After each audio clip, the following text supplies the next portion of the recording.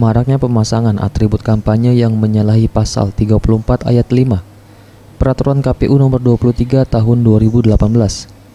Bawaslu Palembang dan Pemkot Palembang akan segera terapkan penertiban atribut kampanye yang sudah menyalahi aturan dengan menerapkan Perwali nomor 17 tahun 2017.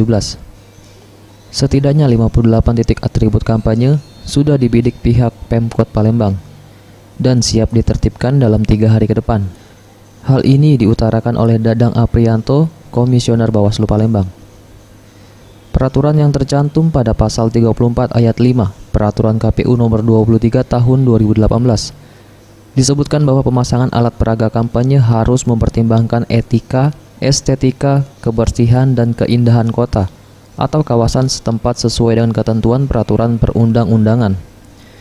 Jelang pelaksanaan pemilu legislatif dan pemilihan presiden saat ini, di Kota Palembang, pemasangan alat peraga kampanye dinilai sudah keluar dari PKPU tersebut, di mana banyaknya pemasangan atribut kampanye yang dilakukan di pohon, tiang listrik maupun fasilitas umum yang dinilai sudah merusak estetika atau keindahan kota.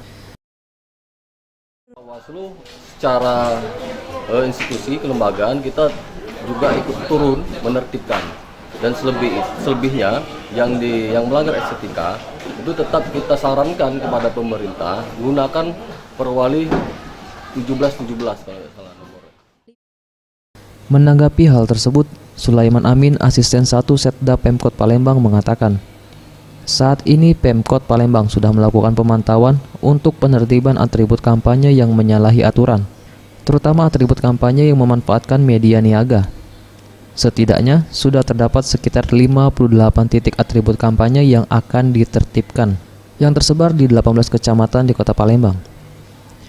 Untuk penertiban sendiri akan dilakukan 3 hari ke depan seusai masa peringatan usai.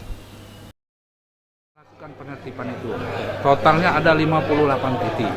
Sekarang masih dalam tahap peringatan. Mereka setelah diperingatkan 3 hari tidak dilepaskan oleh para caleg, itu akan dilakukan pelepasan secara paksa antara oleh Bawaslu yang didukung oleh pemerintah Kota Palembang.